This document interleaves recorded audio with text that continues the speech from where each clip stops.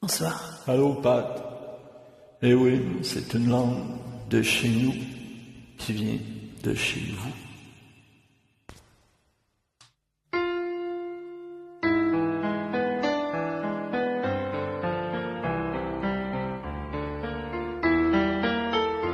C'est une langue belle, avec des mots super, qui porte son histoire à travers ses accents, où l'on sent la musique et le parfum des airs. Le fromage de chèvre et le pain de froment, et du Mont-Saint-Michel jusqu'à la Contrescarpe.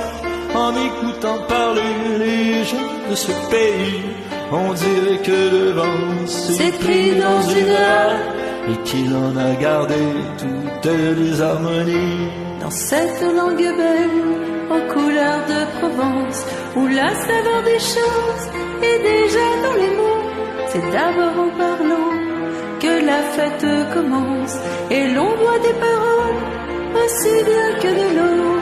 Les voix ressemblent au cours des fleuves et des rivières, elles répondent aux méandres dans les roseaux, parfois même au torrent qui charrie du tonnerre, en polissant les pierres sur le bord des ruisseaux.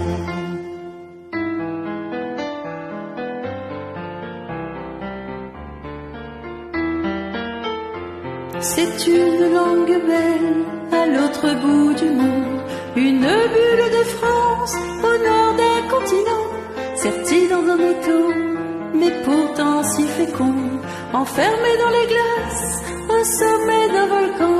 Elle a jeté des pampes sur l'Atlantique, elle a quitté son île pour un autre terroir, et comme une hirondelle au printemps des musiques, elle revient chanter ses peines, ses espoirs. Nous dire que là-bas, dans ce pays de neige, elle a fait face au vent qui souffle de partout, pour imposer ses mots jusque dans les collèges, et qu'on y parle encore la langue de chez nous. C'est une langue belle à qui c'est la défendre.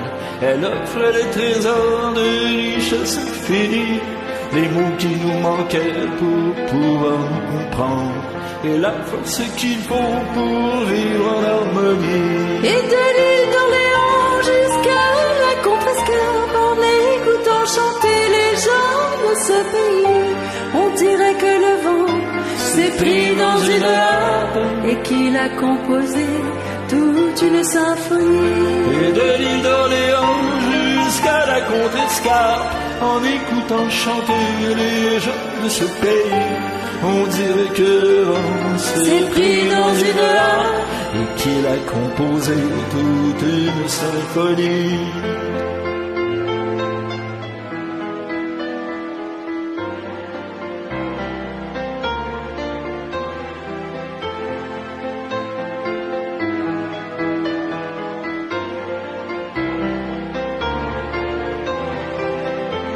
Et de l'île d'Orléans jusqu'à la Contrescarpe, en écoutant chanter les gens de ce pays, on dirait que le vent s'est pris dans une harpe et qu'il a composé toute une symphonie.